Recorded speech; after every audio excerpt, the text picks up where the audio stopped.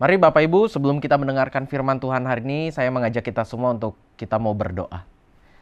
Bapa dalam surga, kami sungguh bersyukur untuk kesempatan yang Kau berikan kepada setiap kami hari ini. Kami boleh mendengarkan firman-Mu. Kami berdoa biar kiranya Tuhan Kau yang boleh berbicara kepada setiap kami. Lembutkan setiap hati kami dan juga fokuskan setiap pikiran kami Tuhan. Hamba-Mu juga berdoa untuk biar kiranya Kau yang boleh memberkati hamba-Mu ini. Biar apa yang dikeluarkan dari mulut hamba-Mu benar-benar sesuai dengan isi hati Tuhan. Terima kasih Bapa, Roh Kudus, berkaryalah di dalam ibadah kami hari ini. Hanya di dalam nama Tuhan Yesus kami sudah berdoa. Haleluya. Amin. Ya, shalom Bapak Ibu yang dikasihi oleh Tuhan. Ya, senang sekali kita bisa berjumpa lagi di dalam ibadah hari ini. Sebelumnya Bapak Ibu, mari sama-sama kita mengajak setiap kita untuk membuka Alkitab kita dari Roma pasal yang ke-8. Ayat yang ke-28 sampai yang ke-29. Roma pasal 8 ayat 28 sampai yang ke-29. Ya, saya akan bacakan untuk kita semua. Roma pasal 8 ayat 28 sampai yang ke-29. Kita tahu sekarang bahwa Allah turut bekerja dalam segala sesuatu untuk mendatangkan kebaikan bagi mereka yang mengasihi Dia, yaitu bagi mereka yang terpanggil sesuai dengan rencana Allah. Sebab semua orang yang dipilihnya dari semula, mereka juga ditentukannya dari semula untuk menjadi serupa dengan gambaran anaknya. Supaya ia, anaknya itu menjadi yang sulung di antara banyak saudara. Bapak Ibu yang dikasihi oleh Tuhan, saya yakin ini bukan ayat yang asing bagi setiap kita. Ya, ini adalah ayat yang cukup sering kita dengar, atau bahkan mungkin setiap kali kita sedang mengalami masalah, atau teman-teman kita sedang mengalami masalah, ayat yang keluar biasanya adalah ayat ini. Kita tahu sekarang bahwa Allah turut bekerja di dalam segala sesuatu.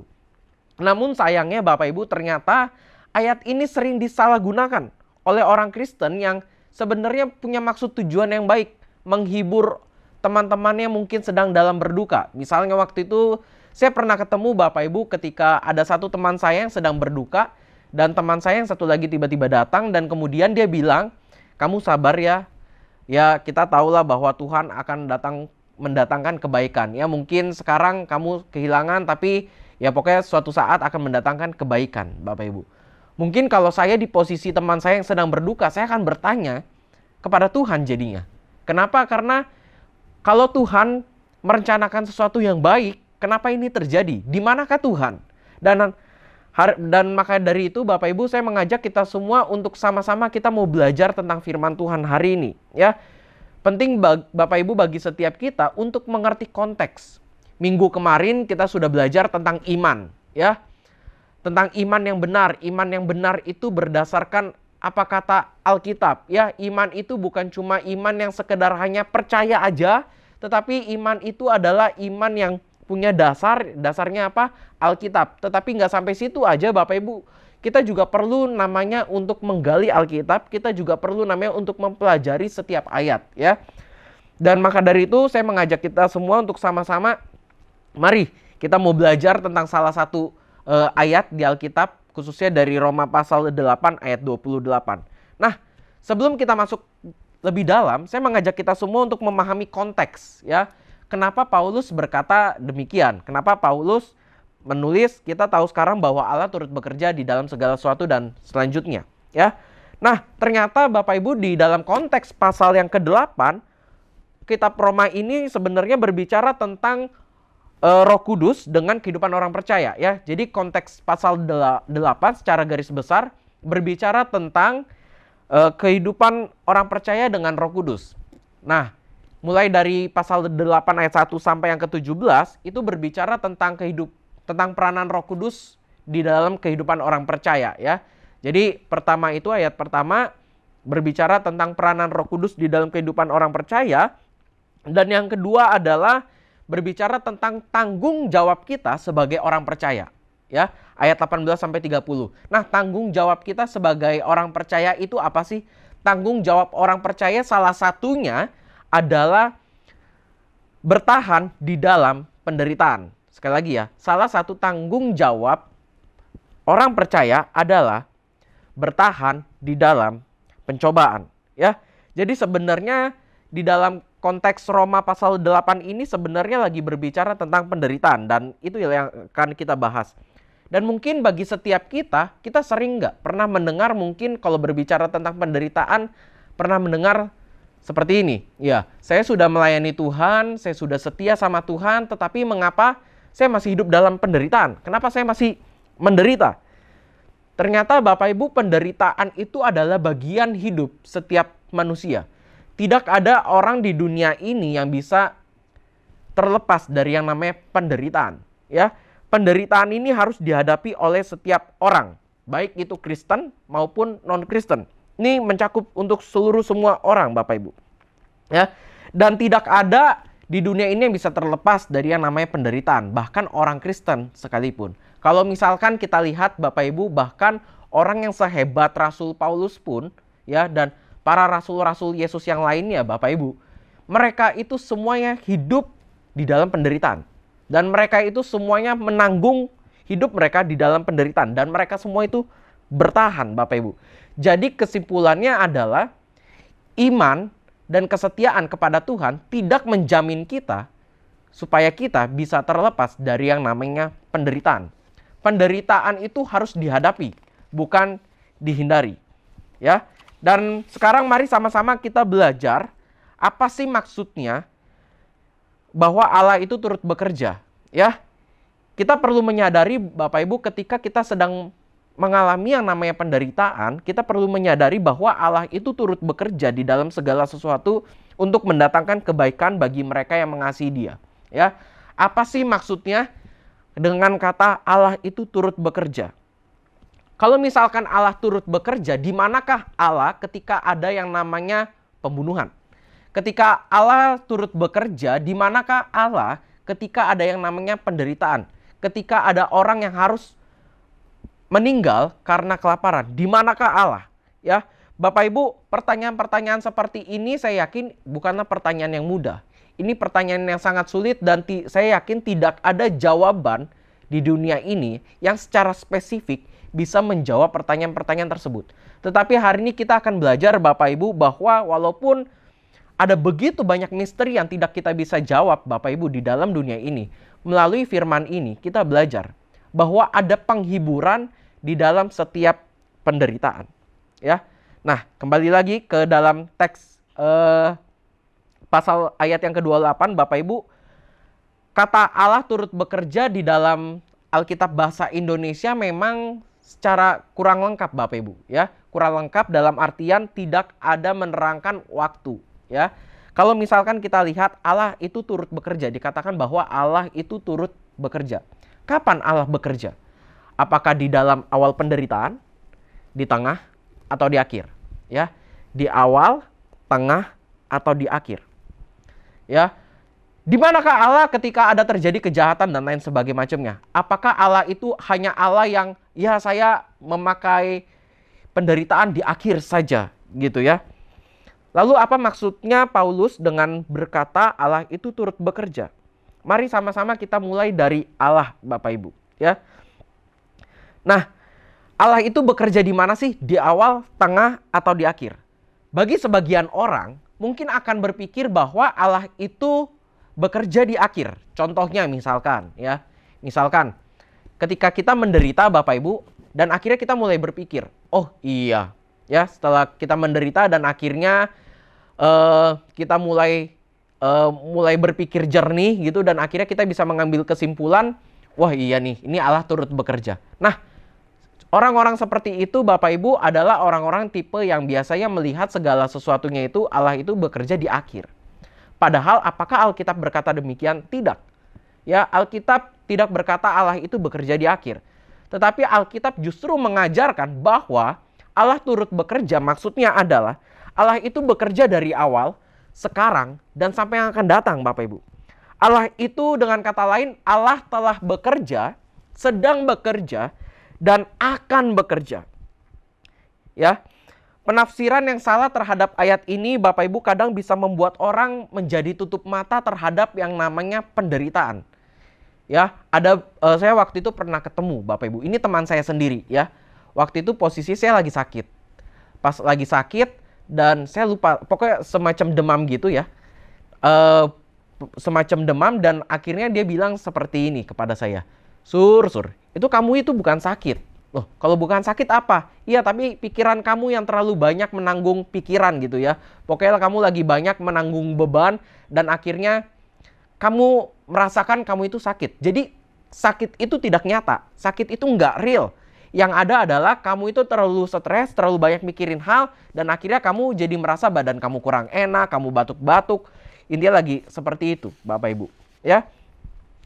Dan saya berkata sama teman saya, gimana kalau misalkan ada orang yang didiagnosis kanker sama dokter, terus kamu bilang seperti itu? Yang gila siapa, Bapak Ibu? Saya atau dia? Ya, tentu saja penderitaan itu ya penderitaan. Penderitaan itu nggak bisa dilepaskan dari kehidupan kita, Bapak Ibu. Ya, Alkitab itu nggak pernah mengajarkan bahwa meniadakan penderitaan, nggak pernah. Paulus juga nggak pernah berkata bahwa penderitaan dan kejahatan itu baik. Tidak pernah, Bapak Ibu.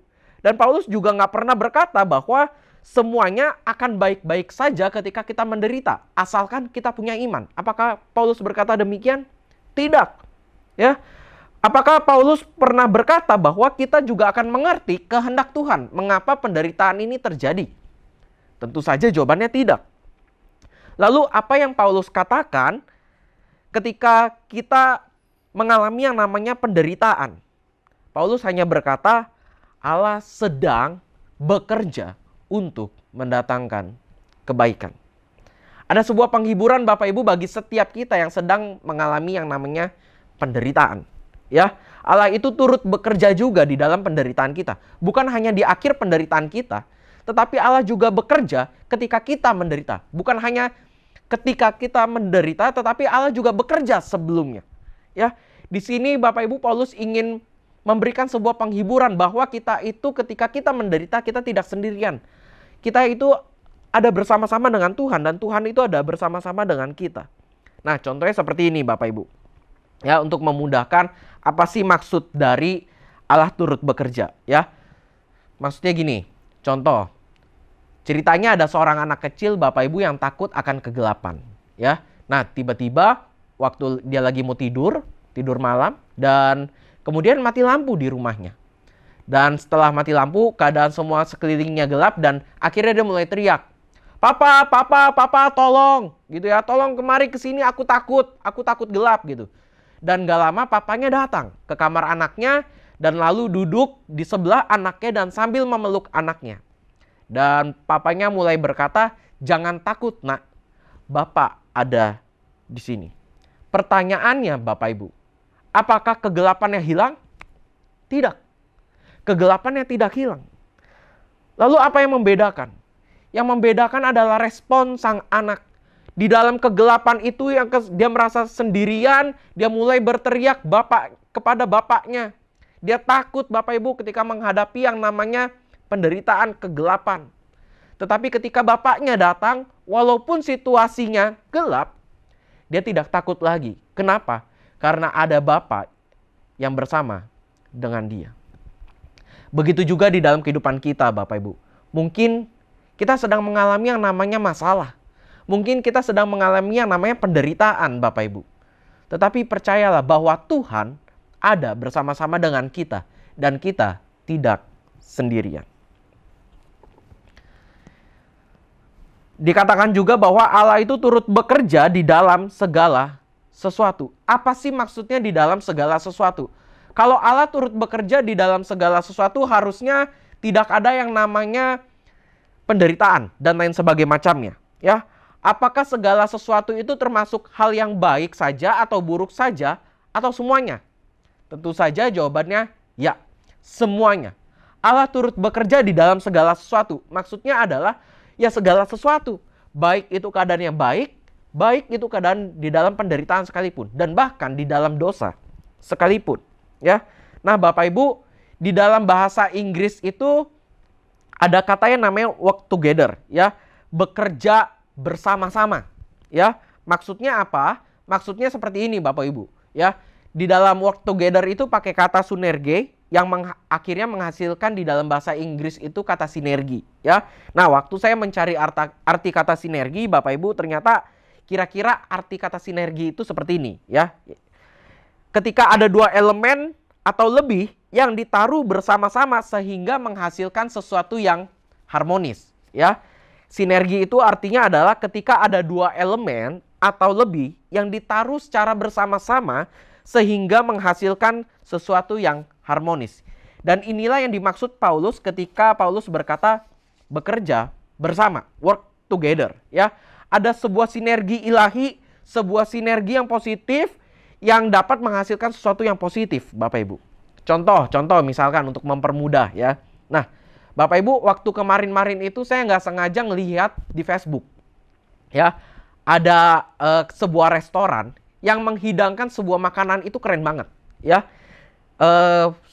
Pokoknya makanan itu disiapkannya itu bukan cara dimasak biasa gitu ya, tetapi nama ilmunya itu adalah gastronomi ya. Jadi misalkan daging sapi ini ya, rendang yang disajikan di atas meja itu ternyata bukan asli daging betulan, daging sapi betulan, bukan. Tetapi ada campuran yang mana saya juga nggak tahu, kurang paham. Tetapi akhirnya waktu dihidangkan di meja kita itu rasanya persis seperti daging sapi, Bapak Ibu. Persis seperti rendang yang ada di Padang-Padang ya. Saya nggak tahu itu bahannya apa aja, tetapi waktu saya mulai cari-cari, Bapak Ibu, pokoknya itu bahannya rumit lah ya. Jadi mau bikin daging sapi pun biasa kan kalau kita daging sapi biasa ya. Kalau dia nggak, dari campuran ini akhirnya menghasilkan sesuatu daging sapi rendang. Rasanya mirip, bentuknya mirip ya, teksturnya mirip, semuanya mirip, Bapak Ibu. Dan itulah maksud dari kata Allah itu bekerja di dalam segala sesuatu ya. Allah itu bekerja di dalam segala sesuatu, di dalam segala hal ya. Kenapa Allah turut bekerja di dalam segala sesuatu? Untuk apa? Untuk mendatangkan kebaikan. Apa maksudnya ketika Paulus berkata Allah itu turut bekerja di dalam segala sesuatu untuk mendatangkan kebaikan? Kebaikan seperti apa yang Allah lakukan kepada setiap kita di balik penderitaan kita ya? Nah, Bapak Ibu, jawaban dari kebaikan ini ada di ayat yang ke-29 ya. Saya bacakan untuk kita semua. Sebab semua orang yang dipilihnya dari semula, mereka juga ditentukannya dari semula untuk menjadi serupa dengan gambaran anaknya, supaya ia, anaknya itu, menjadi yang sulung di antara banyak saudara. Nah, kita perlu Bapak Ibu menyamakan definisi yang namanya definisi kebaikan dulu. Kebaikan yang definisi yang kita miliki dengan yang Tuhan miliki ya. Tentu saja Bapak Ibu, definisi kebaikan Tuhan bukanlah berbicara tentang kekayaan. Ya, saya menderita sekarang dan akhirnya nanti saya akan kaya, seperti roda kehidupan gitu ya. Banyak orang bilang ya manusia itu kan ada rodanya kehidupan manusia ya. Kadang di atas, kadang di bawah ya. Tapi bukan kekayaan, bukan kesehatan. Kesehatan maksudnya adalah ya pokoknya ketika kita sakit, kita percaya saja Tuhan pasti menyembuhkan, Tuhan pasti memberikan yang terbaik dan akhirnya sembuh. Bukan juga berbicara tentang kesuksesan ya, dan juga bukan berbicara tentang hal-hal fisik lainnya Bapak Ibu. Tapi kebaikan yang Tuhan maksud di sini adalah menjadi serupa dengan Kristus. Saya bacakan lagi di ayat 29, sebab semua orang yang dipilihnya dari semula, mereka juga ditentukannya dari semula. Untuk apa? Untuk menjadi serupa dengan gambaran anaknya. Jadi Bapak Ibu, kenapa Tuhan mengizinkan semuanya ini terjadi? Termasuk penderitaan. Karena Tuhan ingin kita menjadi serupa dengan gambaran anaknya. Ya. Bapak Ibu, kita perlu ingat bahwa di dalam rencana Allah, di dalam rencana kekal Allah, Allah itu menciptakan kita itu untuk menjadi serupa dengan gambaran anaknya, Bapak Ibu. Namun kita ingat bukan bahwa ketika Adam dan Hawa di dalam Kejadian, Bapak Ibu, pasal yang ketiga, dia mulai jatuh ke dalam dosa, mereka manusia jatuh ke dalam dosa dan akhirnya gambar dan rupa Allah itu mulai rusak, Bapak Ibu, ya.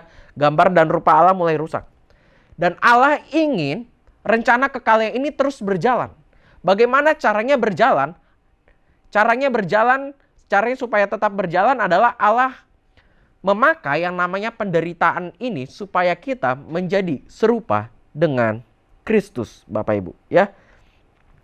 Contohnya misalkan gini Bapak Ibu, untuk mempermudah ya. Bapak Ibu kenal seorang seniman yang terkenal ya, namanya Michelangelo. Dia hidup dulu di tahun 1000-an, dan akhirnya Bapak Ibu, Michelangelo ini kira-kira terkenal lah ya. Dia ini sangat terkenal dan kita tahu mahakarya yang itu sampai sekarang masih terus dikenang Bapak Ibu ya.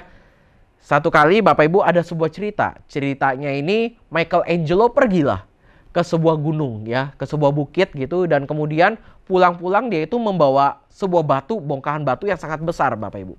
Tetangganya pada saat itu kira-kira melihat, wah ini orang ngapain ya? Ini orang ngapain nih?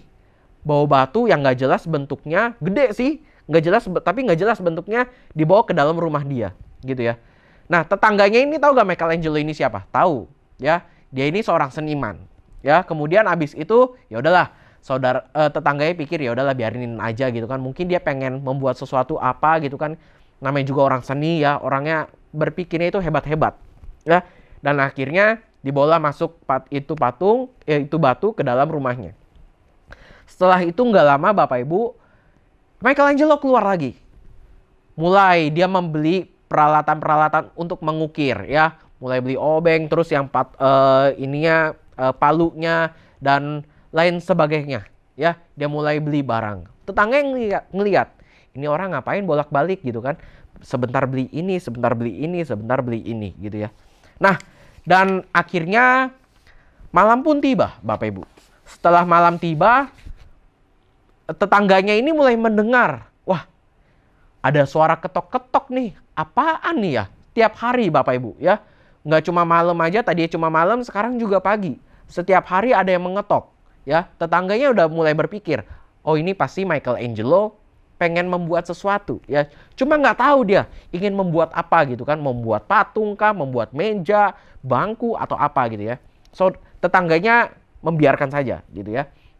Nah, setelah itu Bapak Ibu, setelah beberapa bulan kemudian Michelangelo mulai keluar dari rumahnya. Setelah dia keluar dari rumahnya, dia membawa patung itu Bapak Ibu. Batu yang diubah sama dia menjadi sebuah patung dengan mahakarya yang begitu indah. Dan waktu tetangganya ngelihat Michelangelo keluar sambil membawa patung itu, tetangganya terkagum-kagum Bapak Ibu. Kenapa? Karena dari sebuah batu yang tidak ada bentuknya, dibuat oleh sang maestro, yaitu si Michelangelo itu, jadi sebuah patung yang begitu indah Bapak Ibu. Pertanyaannya Bapak Ibu, apakah tetangganya itu tahu Michelangelo itu mau membuat patung yang begitu indah? Tentu saja tidak ya. Begitu juga dengan kehidupan kita. Ada banyak hal di dunia ini yang kita tidak tahu apa maksud Tuhan. Tetapi kita bukan percaya kepada kejadian-kejadian yang kita alami. Bukan. Kenapa Paulus bisa berkata, kita tahu sekarang bahwa Allah turut bekerja di dalam segala sesuatu untuk mendatangkan kebaikan. Karena Paulus itu mengenal siapa Tuhan. Bukan karena dari kejadian-kejadian yang dia alami, bukan Bapak Ibu. Karena dia mengenal siapa Tuhan. Tuhan yang berkata bahwa aku tidak akan merencanakan rancangan yang buruk bagi umatnya, Bapak Ibu. Paulus percaya kepada Tuhan, bukan kepada setiap kejadian-kejadian yang dia telah lewati. Ada banyak di antara kita mungkin yang melihat setiap kejadian-kejadian yang dilewati itu, Bapak Ibu, penderitaan-penderitaan yang kita lewati, dan akhirnya kita melihat, oh ya ini baik. Tetapi Paulus itu tidak melihat seperti itu. Yang dia lihat adalah Tuhannya. Ya, dia tahu bahwa Tuhan itu tidak akan membiarkan anaknya terus berada di dalam penderitaan. Bahkan di dalam penderitaan pun Tuhan akan menolong setiap anak-anaknya Bapak Ibu. Itulah yang dimaksudkan oleh Paulus. Ya, penderitaan tanpa Tuhan hanyalah sekedar penderitaan. Tetapi penderitaan plus Tuhan akan menghasilkan kebaikan Bapak Ibu. Sekali lagi, penderitaan tanpa Tuhan hanyalah penderitaan. Tetapi penderitaan plus Tuhan akan menghasilkan kebaikan. Jadi Bapak Ibu, jika kita mengalami penderitaan tanpa Tuhan, itu hanyalah sekedar penderitaan. Tetapi percayalah bahwa kita, setiap orang percaya, Kita tidak menderita sendirian. Ada Tuhan yang bersama-sama dengan kita. Ya. Dan itu akan menjadi, Tuhan akan mengubah semua itu menjadi kebaikan, Bapak Ibu. Kenapa saya bisa tahu hal itu? Karena ayat ini, Bapak Ibu, bersyarat sifatnya. Ya, syaratnya apa? Syaratnya adalah ditujukan kepada bagi orang yang mengasihi Dia. Ayat ini bersyarat, Bapak Ibu, ya, bagaimana caranya Tuhan bisa mengubah kebaikan, ya. Caranya adalah ini, Bapak Ibu. Bagi orang yang mengasihi Dia. Bagi orang yang mengasihi Dia. Pertanyaannya adalah, sudahkah kita meresponi panggilan Tuhan? Apakah kita mau ketika kita mengalami penderitaan itu hanya sekedar batas penderitaan saja? Atau kita mau lebih lagi? Supaya Tuhan bekerja di dalam penderitaan yang kita alami dan akhirnya akan menghasilkan yang namanya kebaikan. Kesimpulan dari khotbah ini, Bapak Ibu Saudara yang dikasihi oleh Tuhan, simple. Kita sebagai orang percaya harus bertahan ketika kita mengalami yang namanya penderitaan, ya. Dan ketika kita menghadapi yang namanya penderitaan, Bapak Ibu, ingatlah bahwa Allah turut bekerja. Kita tidak sendirian, Bapak Ibu. Ingat dan lihatlah kepada salib Kristus dan juga kubur yang kosong. Salib Kristus mengingatkan sekali lagi bahwa kita tidak sendirian. Kenapa? Kita menderita, Yesus juga menderita. Ya, kita pernah dibully, Yesus juga pernah dibully. Kita pernah dianiaya, Yesus juga pernah dianiaya, Bapak Ibu. Kita tidak sendirian. Dan kubur yang kosong itu mengingatkan kita akan pengharapan. Mungkin sekarang kita tidak bahagia. Mungkin kita sekarang hidupnya menderita. Dari awal kita lahir, Bapak Ibu, sampai sekarang hidup kita selalu menderita. Tetapi ingat, Bapak Ibu, bahwa Yesus itu bangkit dari kematian. Ya, bangkit dari kematian artinya kita itu punya harapan, Bapak Ibu. Ya, mungkin sekarang kita nggak bahagia, tetapi di depan sana kita akan bahagia. Ya, mungkin sekarang kita harus mengalami penderitaan, tetapi penderitaan yang kita alami tidak sebanding dengan kemuliaan yang akan kita terima nanti. Amin. Tuhan Yesus memberkati. Mari sama-sama kita berdoa. Bapa dalam surga, kami bersyukur sekali lagi Tuhan kepada Engkau, karena Engkau begitu baik bagi setiap kami. Terima kasih Tuhan untuk segalanya yang telah Kau berikan kepada setiap kami. Kami percaya Tuhan bahwa Engkau turut bekerja di dalam kehidupan kami. Tidak peduli Tuhan di dalam waktu apapun itu Engkau terus campur tangan di dalam kehidupan kami Tuhan. Baik itu di dalam keadaan yang baik maupun buruk sekalipun. Kami percaya Tuhan Kau sudah merancangkan sesuatu yang indah bagi setiap hidup kami Tuhan. Kami nggak tahu apa itu, tetapi kami percaya Tuhan karena Engkau adalah Allah yang tidak pernah mengingkari janji Engkau. Terima kasih Tuhan untuk kesempatan yang Kau berikan kepada setiap kami. Hanya di dalam nama Tuhan Yesus kami sudah berdoa. Haleluya. Amin.